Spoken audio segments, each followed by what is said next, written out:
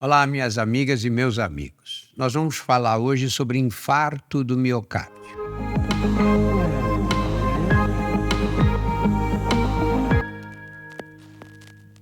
Quando a gente fala em infarto, em geral, nós pensamos de que maneira? A maioria das pessoas pensam em homens acima dos 50 anos.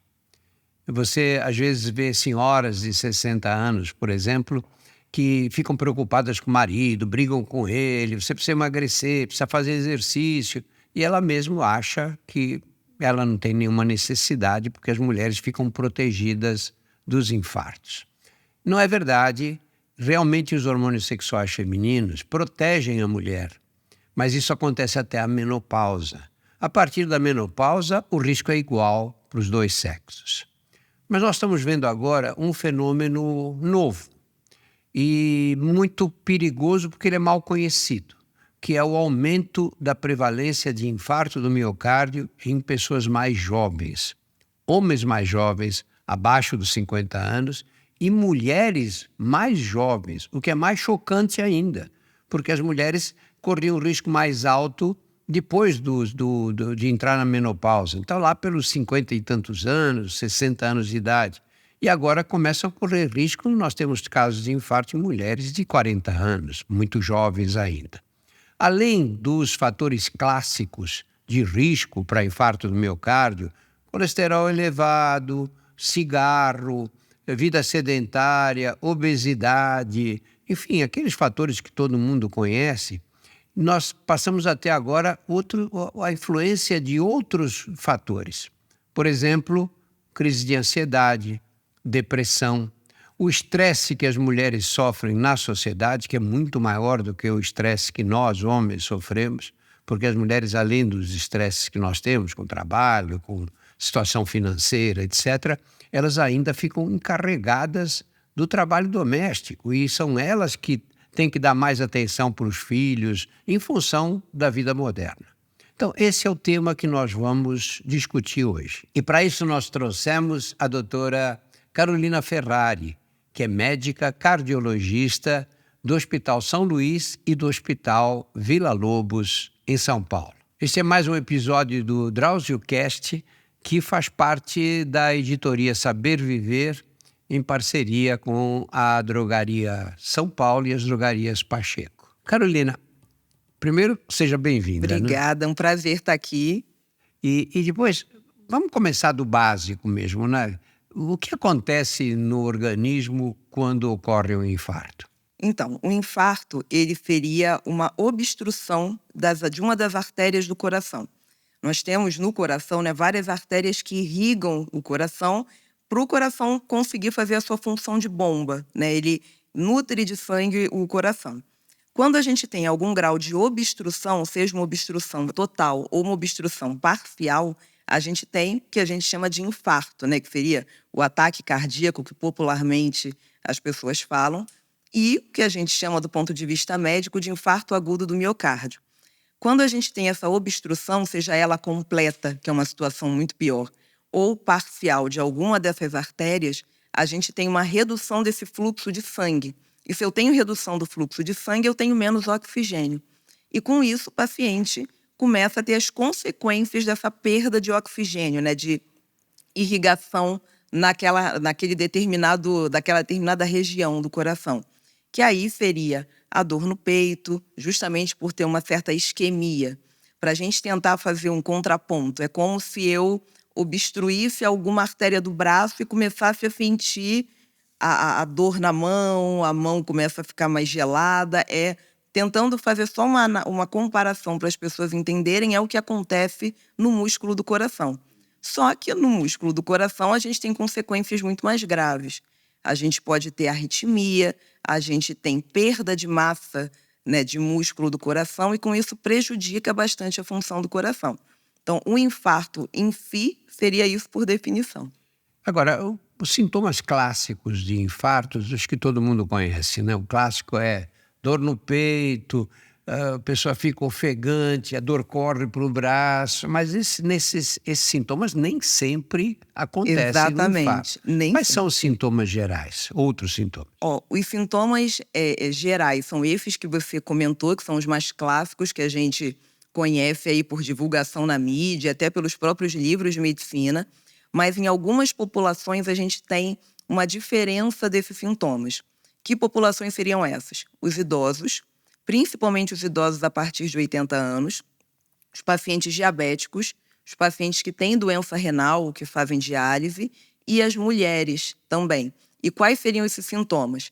Perda de consciência, uma síncope, né, um desmaio de repente, sem nenhuma outra causa aparente, uma tontura, uma falta de ar, uma dor de estômago, que muitas vezes essa dor é confundida com gastrite, e o paciente toma um monte de medicação, de inibidor de bomba, de omeprazol, e na verdade já é um infarto. Um cansaço desproporcional. Então, são esses principalmente, né, os sintomas que são diferentes dos sintomas que a gente está acostumado. E quando a gente vê um paciente com esse perfil que eu comentei agora, mulher, principalmente mulher pós-menopausa, paciente que tem doença renal, diabético, é aí que a gente tem que ficar mais atento para não negligenciar o sintoma e não achar que é só uma crise de ansiedade ou só uma dor de estômago. A gente tem que ir atrás, de fato, descartar realmente, né, se existe algum infarto ou não. Você sabe que quando eu era estudante de medicina e mesmo jovem médico, a gente praticamente não tinha infarto em pessoas mais jovens, né? Em geral, foi uma das primeiras coisas que me chamou a atenção em relação ao cigarro, foi que todos os que tinham infarto aí pelos 50 anos, 51, 52, eram fumantes. A gente nessa época não sabia isso, né, no passado. A gente não porque as companhias de cigarro faziam questão de alugar cientistas para colocar em dúvida todos os trabalhos que saíam mostrando os problemas que o cigarro provocava. Muito bem. Hoje, o que pode explicar essa concentração de casos entre os mais jovens? Existem alguns hábitos que não havia no passado. Por exemplo, os alimentos ultraprocessados, que hoje são consumidos em grande quantidade, né? O sedentarismo mesmo, né? Que a vida moderna você pode trabalhar o tempo inteiro sentado, né? Esses fatores têm alguma importância mesmo no... Na verdade, tem uma importância enorme. É justamente por conta dessa mudança de hábito que a gente tem um aumento do infarto em paciente muito jovem. Os pacientes que a gente considera muito jovens, ali abaixo dos 40 anos, têm hábitos de vida que muitas pessoas antes, né, nas outras gerações anteriores, não tinham. Por exemplo, como você bem mesmo falou, o sedentarismo. O paciente jovem atual é cada vez mais sedentário, se alimenta muito mal, né, com um número grande de ultraprocessados. E a gente sabe que esses ultraprocessados têm substâncias que tornam esses alimentos super palatáveis. Então, é muito açúcar, é muita gordura e, às vezes, esse tipo de alimento pode até causar uma espécie de vício. Ele não consegue parar de comer aquilo porque é hiperpalatável, porque é muito açúcar, porque são vários tipos de corante que fazem com que ele coma cada vez mais aquele tipo de alimento. É o hábito do cigarro, que infelizmente ganhou força, principalmente com cigarros eletrônicos, que são amplamente difundidos e tem muita gente usando esses cigarros eletrônicos, inclusive achando que são melhores que os cigarros convencionais. E achando que não é nada, né? Que é uma fumacinha Exatamente. só, né? Que é uma Muitos não fumacinha. sabem nem que contém nicotina, Sim. imagina. E até uma vez um paciente no consultório me falou: doutor, eu tenho um cigarro eletrônico que não tem nicotina. Não tem nicotina, mas tem 1000 outras substâncias cancerígenas que imitam a nicotina e que a gente ainda não sabe o tamanho do estrago que isso pode causar. Que pode ser tão ruim quanto a nicotina ou ainda pior. Então, além do cigarro, dos alimentos, da inatividade física, o paciente tem ficado muito mais obeso. A gente tem um aumento dos índices de obesidade atualmente. A gente até vê nas ruas, nos consultórios, nos hospitais, que a obesidade está crescente. E esses fatores somados fazem com que eu tenha hipertensão arterial, eu tenha síndrome metabólica, né, que é o aumento de gordura visceral, e chegue muito mais precocemente a lesões na artéria do coração. E que é uma coisa muito grave, muito gritante, que a gente precisa combater, né, como médico, e precisa combater até como política social, como sociedade mesmo, porque isso é uma pandemia, né? E que isso vai levar a um lugar muito ruim daqui a algumas gerações. Carolina, e nós temos um fenômeno que não é moderno, sempre existiu, mas que se acentuou muito nas sociedades modernas, especialmente depois da pandemia de Covid, que são os transtornos psiquiátricos, né, de um modo geral, especialmente ansiedade e depressão. Qual é o papel desses transtornos no aumento do número de infartos? Tem um papel fundamental. Atualmente a gente tem estudos sobre isso. Muito antigamente, mas eu digo antigamente, 10 anos atrás, a gente não levava em consideração ansiedade, depressão como fator de risco cardiovascular, e hoje a gente já tem. Já tem esse reconhecimento, né? A gente reconhece que o transtorno psiquiátrico tem influência, sim, na saúde do coração. E como que ele influencia? Especialmente porque o paciente em ansiedade, em depressão sem tratamento, é um paciente que vai ter um autocuidado pior. É o paciente que não vai se alimentar direito, é o paciente que não vai fazer atividade física, é o paciente que vai estar muito mais exposto, talvez, ao vício do cigarro eletrônico ou do cigarro convencional. Então, a saúde mental influenciando na redução do autocuidado com a saúde. Com isso, você entra novamente naquele mesmo ciclo de alimentação rica em ultraprocessado, de cigarro, de obesidade, chegando mesmo ao infarto no paciente muito mais jovem. E o oposto também acontece. Às vezes o paciente que já é cardiopata, ele fica muito desesperançoso. Independente se ele foi atendido de uma forma precoce ou se ele realmente conseguiu tratar a pressão, mas muitas vezes ele encara aquilo como uma sentença. E aí ele desenvolve os transtornos psiquiátricos. Ele fica muito ansioso, ele sempre acha que pode morrer a qualquer momento. Então, o risco cardiológico contribui para o desenvolvimento do transtorno psiquiátrico e o oposto também. Então, é uma roda, né? exatamente, se retroalimenta e, com isso, o paciente perde saúde. Por isso que o cardiologista hoje, ele deve, na consulta, deve prestar atenção também nesses outros fatores de risco. Não basta só eu chegar e dar um antihipertensivo ou dar uma estatina e ok, fiz a minha parte. Não fez. Não fez. É preciso saber do dia a dia do paciente, é preciso tentar reconhecer transtornos de ansiedade, é preciso tratar, assim, não tratar com medicação, mas encaminhar, estimular o paciente à psicoterapia, estimular o paciente ao acompanhamento psiquiátrico. A gente precisa olhar de uma forma muito mais ampla hoje, porque a gente sabe que saúde do coração não se resume somente a antihipertensivo, a estatina, também, mas eu preciso abrir os olhos para tratar o paciente num todo. Todos nós sabemos que mudar estilo de vida é uma dificuldade enorme, né? Para o paciente e para nós médicos também.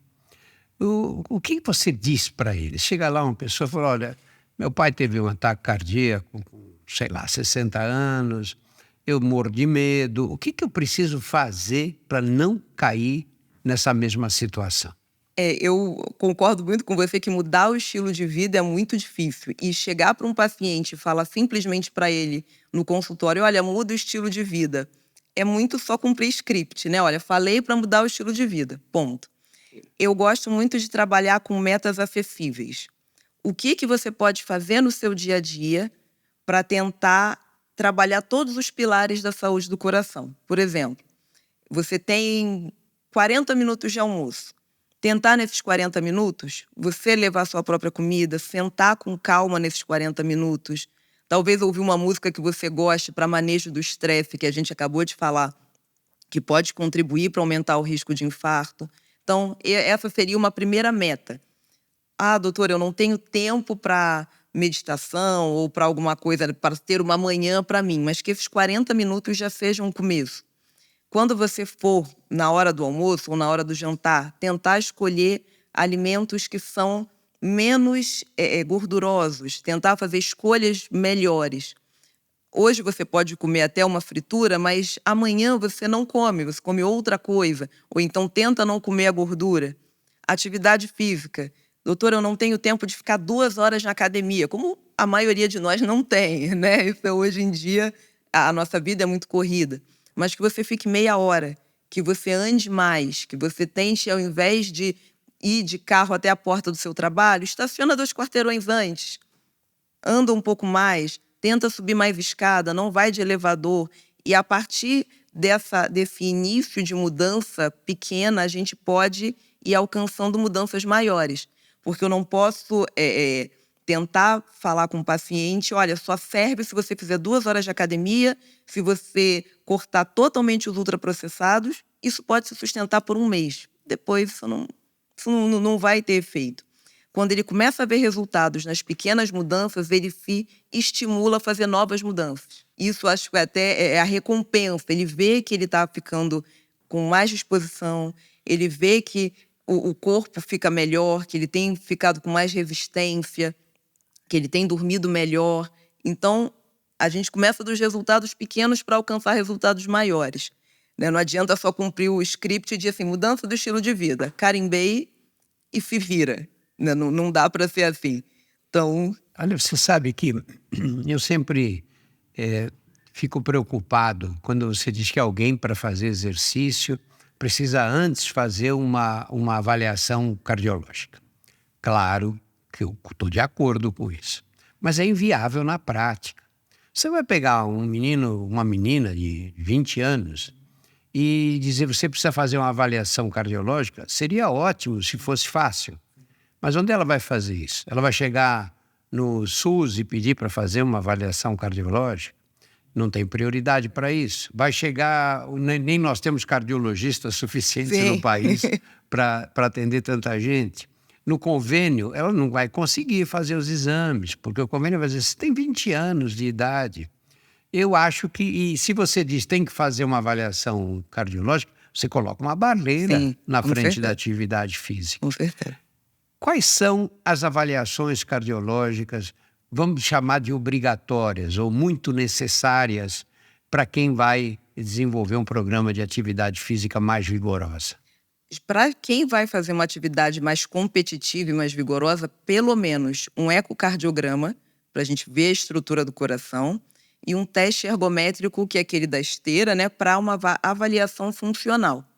Em geral, a gente recomenda quando o paciente começa a partir dos 30 anos.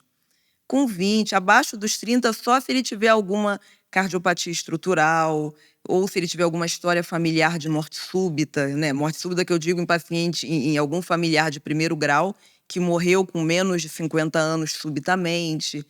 E abaixo de 20 anos, sim, a gente precisa do eco, do teste ergométrico só nessas situações mais específicas. Se não, se for um paciente jovem, saudável, sem nenhuma história de morte súbita, sem nenhuma história mais grave cardiológica, basta um eletrocardiograma. A partir dos 30, que aí a gente precisa pelo menos do eco e do teste ergométrico. O eco, por quê? O ecocardiograma, a gente vai ver a estrutura do coração, se a função do coração é boa, se ela funciona bem, se eu tenho alguma alteração de válvula, se eu tenho alguma alteração de artéria aorta, e o teste ergométrico para ver se ele não faz nenhuma arritmia, nenhuma dor dentro do esforço. Esses são os exames principais, que são até de fácil acesso, a gente consegue ter uma marcação boa desses exames, e são exames que não são invasivos, não são exames que precisam de um preparo mais específico, e a gente consegue liberar o paciente com segurança nesse cenário. E depois dessa idade, depois dos 30 anos, vamos dizer na faixa dos 30 aos 50 e depois dos 50, quantas vezes por ano esses exames devem ser repetidos? Se tiver tudo normal, a partir dos 30 anos, se você tem um exame normal, estrutura do coração normal, teste ergométrico normal, é anualmente. Não precisa ser uma repetição a cada 6 meses ou, nossa, vai mudar de um mês para o outro. Não precisa. Óbvio, a não ser que o paciente comece a ter algum tipo de sintoma diferente, comece a ter dor no peito, comece a ficar muito cansado, aí a gente precisa repetir antes.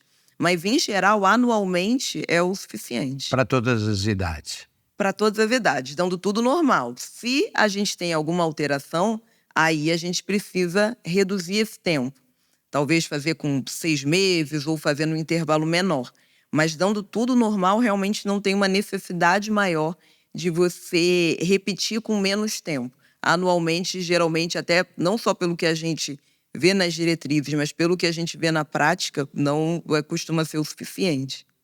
Todos nós sabemos de casos, ou tivemos casos na família, de pessoas que tiveram infarto e continuam vivendo normalmente depois do infarto. Por outro lado, há casos letais, né, da pessoa que cai morta. A célebre história de minha tia foi para a cama, quando a gente foi ver de manhã ela tinha morrido, né? Qual é a proporção desses dois eventos, né? De você ter um evento fatal ou ter um evento que permite recuperação, muitas vezes total? Graças a Deus, o letal agudo não é tão comum. Geralmente, esses infartos que são letais, eles são obstruções de artérias principais, principalmente a artéria que a gente chama de tronco. O tronco é de onde saem todas as artérias do coração. Quando eu tenho uma obstrução aguda do tronco, isso aí você perde toda a irrigação de todo o músculo do coração. Então, isso é geralmente letal. Só que, graças a Deus, isso não é tão comum, né? A gente já viu alguns casos desses, mas isso não é tão comum. O mais comum são ataques cardíacos, são infartos que não são letais. Mas o que determina, né? Tirando esse extremo da lesão de tronco que eu acabei de falar, mas o que determina se o infarto ele vai ter o melhor prognóstico ou não? O tempo. A gente tem um lema muito importante dentro da cardiologia que tempo é músculo. Tempo é músculo é um lema da residência, é um lema da vida. A gente precisa ser o mais precoce possível. Por isso que é importante até que o paciente, quando comece a sentir qualquer dor no peito ou qualquer falta de ar diferente, um cansaço diferente, uma tontura, é ir para o hospital. Porque ali a gente vai conseguir fazer o eletrocardiograma, avaliar se existe uma obstrução total das artérias do coração e proceder para abrir essa artéria. Porque o tratamento é abrir a artéria. A gente precisa abrir a artéria. Seja por cateterismo, seja por medicação, que é o que a gente costuma ter nas UPAs, né, que a gente chama de trombólise. O remédio é abrir a artéria. Por isso que eu até comento, tem paciente que vai para o hospital e fala: doutor, eu tomei um AF e esperei. Não. É para ir para o hospital. Mas tomar o AS, né? Eu não costumo recomendar tomar o AF em casa. Por quê?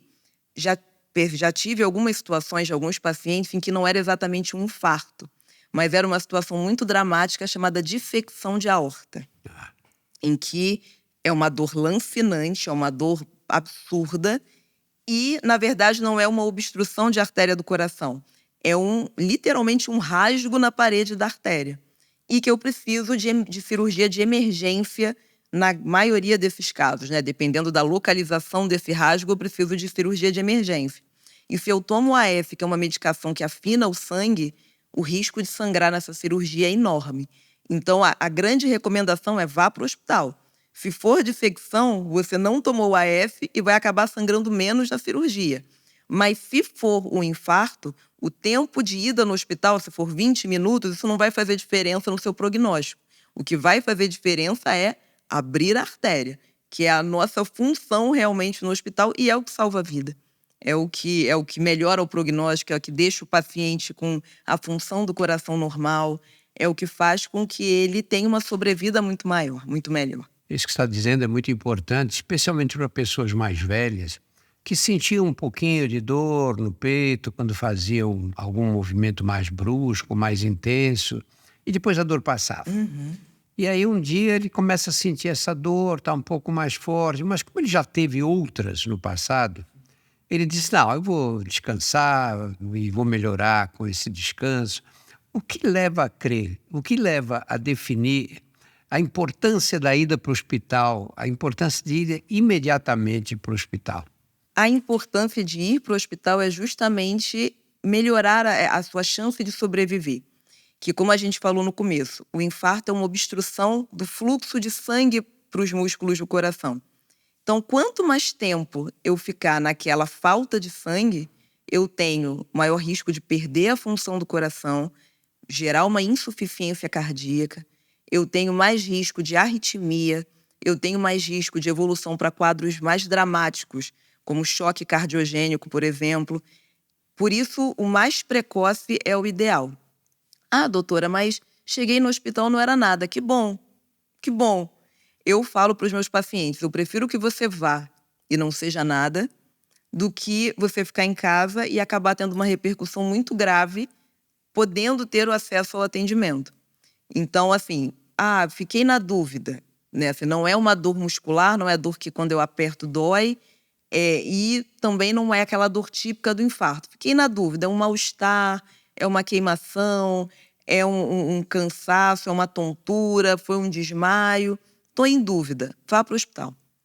Vá para o hospital, porque no hospital a gente vai conseguir diferenciar, vai conseguir fazer os exames de sangue, dosar as enzimas do coração, sendo que a principal, né, a mais importante para a gente, né, para o cardiologista, é a troponina, que ela mostra, ela é específica do coração. A gente vai fazer o eletrocardiograma e vai conseguir te dar a resposta. Falar assim, olha, não é do coração, maravilha. É do coração. Aí a gente vai conseguir tratar precocemente. Eu até ontem, foi até curioso, saiu uma reportagem na revista Galileu, que eu li ontem e achei muito interessante porque casou realmente com o que a gente ia conversar hoje.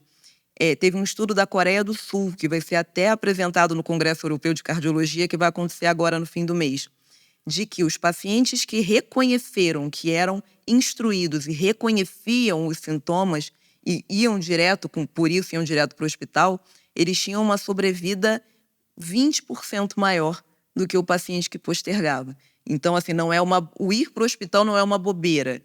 O ir para o hospital define a vida. A necessidade, né? Isso aí. Muitos dos infartos acontecem em casa. Sim. Não é? Acho que a maioria. Eu li um trabalho uma vez que falava em 80%. Sim.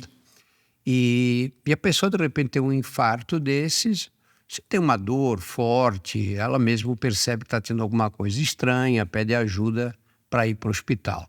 Agora, há casos que o infarto provoca uma parada cardíaca, né? Essa pessoa cai completamente, perde os sentidos mesmo, né?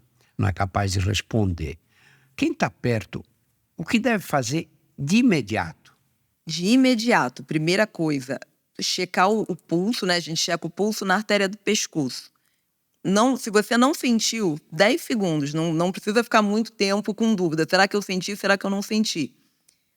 Chamar o SAMU, é importante chamar ajuda e começar as compressões torácicas. Que número tem que ligar para chamar o SAMU? O SAMU é 192. Ligar para o SAMU e, assim que ligar para o SAMU, já começar as compressões torácicas. Tá, doutora, eu tenho que fazer respiração boca a boca? Não.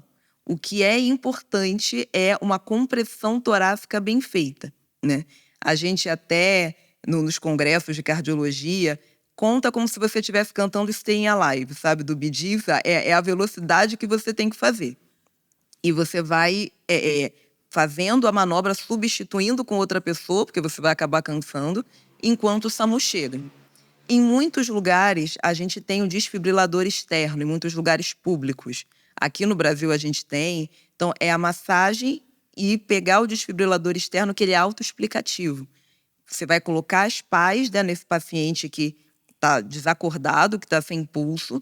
Se for um ritmo que for para chocar, o próprio aparelho vai dizer, a gente tem que se afastar e vai chocar.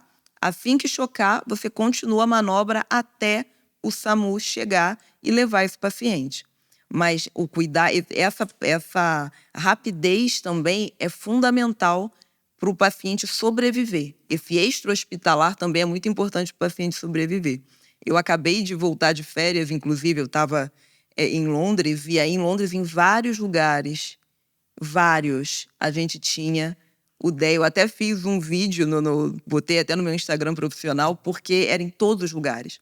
Vários. Você tinha, às vezes, um mesmo parque com distância de 100, 200 metros entre um e outro. No Brasil, a gente tem muitos lugares que tem, só que eu ainda acho que tinha que ter mais. Ainda acho que a gente tinha não só que ter mais, como educar melhor a população em relação a isso. Porque muitos realmente nem sabem o que significa aquilo. Vê um coração com um raio e não sabe nem o que fazer com aquilo. Então, é importante assim, a gente tentar ensinar para as pessoas, para o público em geral, ter treinamento para isso, porque ele é muito simples, e começar realmente a fazer isso, ter uma prática, ser isso mais normal, porque isso salva a vida.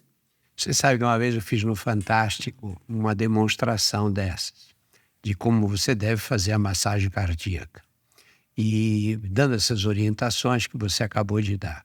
E o número de crianças que se interessou foi impressionante mesmo. Sabe? Fez um sucesso com a criançada. Porque, e isso é importante, porque muitas vezes só estão crianças com o avô em casa, com o tio, né? Com o pai, não é? Não tem adultos por perto. Né? Exatamente. E eu queria te perguntar, a meu ver, qual é o pior erro que se pode fazer nessa hora é não ligar para o SAMU, pegar a pessoa, colocar no carro desacordada e levar para o hospital. Isso o que acontece? É um erro sem intenção de errar, mas é um erro. Porque quando a gente não faz essa manobra antes, não chama o SAMU, vamos supor que demore meia hora para você ir do lugar que você está até o hospital mais próximo.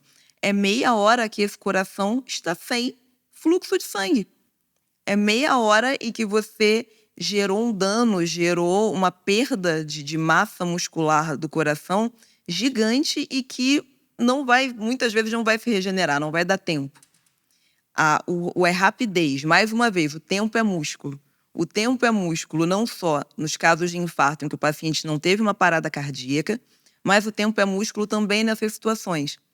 É muito melhor você começar a manobra correta e chamar o SAMU, e isso é o correto. A gente sabe que ninguém faz isso com intenção de fazer, mas, gente, tentem chamar o SAMU. A gente tem um serviço eficaz para isso, de pessoas treinadas para isso, e a sua parte é começar as manobras e tentar achar o desfibrilador externo. Se não tiver, é massagem cardíaca até o SAMU chegar. Que é isso que vai salvar. Não é esse tempo de meia hora vai ser assim, mas é só meia hora. Não é só meia hora.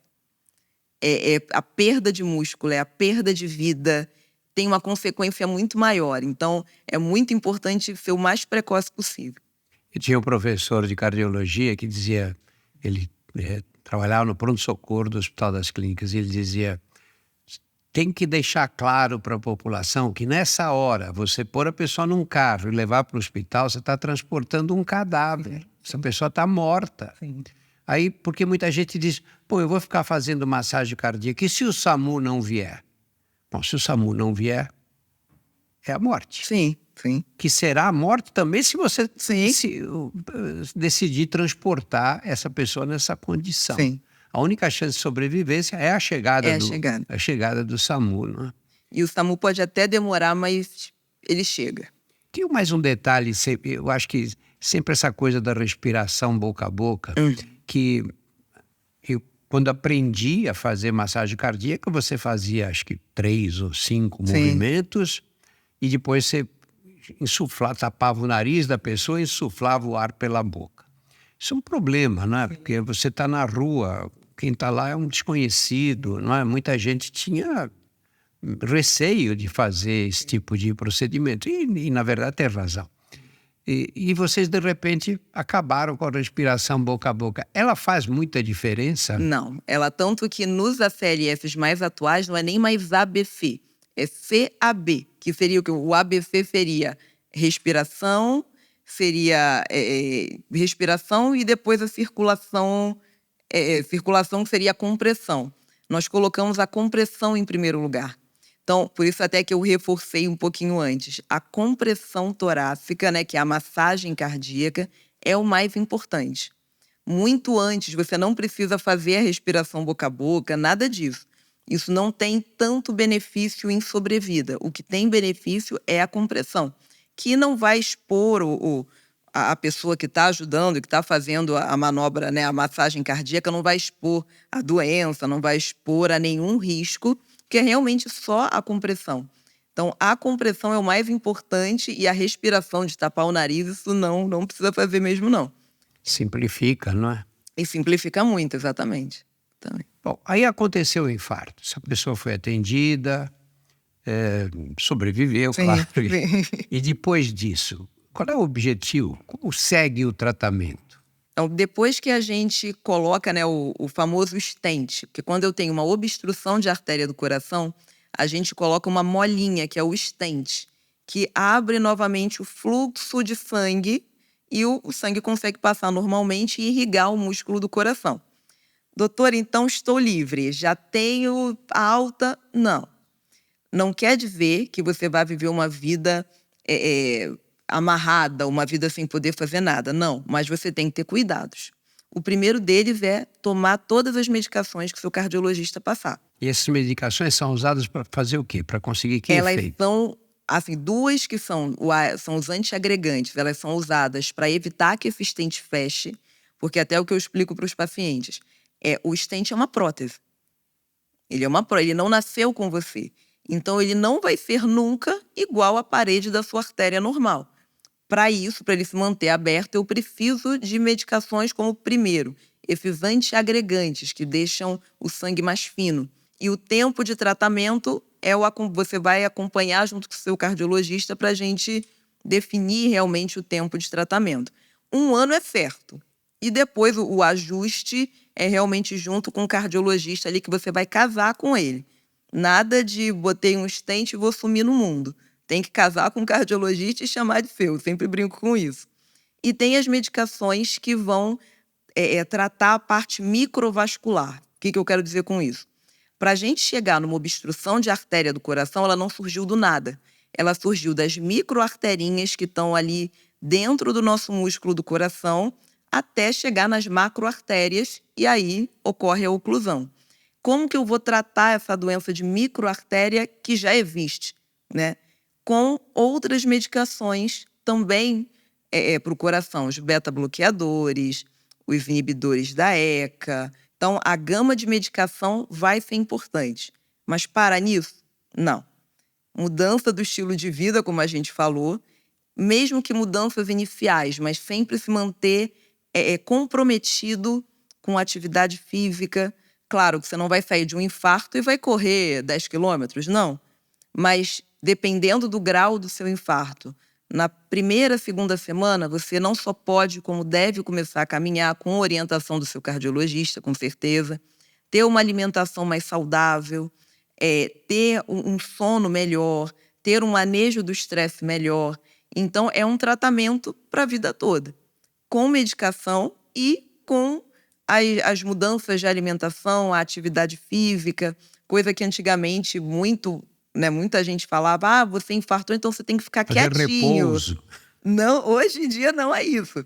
O paciente não pode ser inativo. Não existe espaço na cardiologia para inatividade física, muito menos para o paciente infartado. Mesmo o paciente com insuficiência cardíaca, a gente tem projetos de reabilitação cardíaca espetaculares, porque inatividade é igual a perda de funcionalidade e isso é igual a aumento de mortalidade. Você sabe que eu peguei dessa época, a gente tem que fazer repouso, e isso mudou completamente. Eu sou corredor de maratona, e eu pego senhores de 70 anos de idade, correndo maratona, 42 quilômetros. Eles dizem, eu depois que tive um infarto, 5 anos atrás, 10 anos atrás, eu mudei a minha vida, eu comecei a...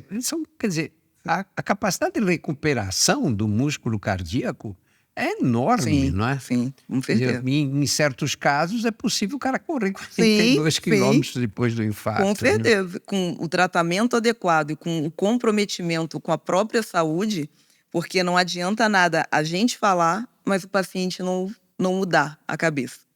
É muito importante ele reconhecer que ele precisa daquilo e é muito bonito quando você vê o paciente mudar. Eu tenho um paciente também que infartou e que ele correu o Ironman, me mandou a foto correndo o Ironman. Ele infartou tem uns 5 anos correndo o Ironman. Deus E eu fiquei radiante, porque eu falei, nossa, ele era obeso, mórbido há 5, 6 anos atrás e reconheceu que ele precisa, que isso é aumentar a funcionalidade. Tanto que eu brinco quando ele vai no consultório e falo assim, você veio aqui só para me ver, né? Ele morre de rir, a gente faz os exames, está tudo ok, mas porque ele reconheceu que mudar foi preciso, que ser inativo não é uma opção. Sempre estranhei muito como é que um ser humano tem um infarto, perde os sentidos, chega à beira da morte mesmo, vai para o hospital. Nem sempre é uma coisa simples, né? Colocar Sim. um stent. Muitas vezes o cara vai para a cirurgia mesmo, abre o peito, sai da cirurgia, vai para UTI. Na UTI, muitas vezes também tem complicações infecciosas, se implica numa permanência longa e fica ali cheio de catéteres, cheio de soro, de medicações para manter o coração funcionando direito, e sai. Quando sai, vocês recomendam, olha, você tem que começar andando, sei lá, 30 minutos por dia. E ele que passou por tudo aquilo, não consegue andar 30 minutos por dia. Não consegue fazer uma coisa tão simples quanto essa, né? E, no entanto, teve um ato heróico de suportar todo aquele sofrimento que permitiu que ele saísse do hospital, né? É verdade. Tem paciente que, muitos, são poucos, mas tem muitos que falam assim, não vou. E é triste, né? Porque, assim, como você sabe muito bem, médico não faz milagre, né? A gente orienta, a gente quer que o paciente fique muito bem, mas também depende muito do que ele queira. Claro. Muito. Eu tenho vários pacientes que têm doenças gravíssimas, obstruções de artéria do coração, obstruções de artéria da perna, e que já me falaram com todas as letras que não vão parar de fumar. Eu vou falar para você que eu fico triste, né?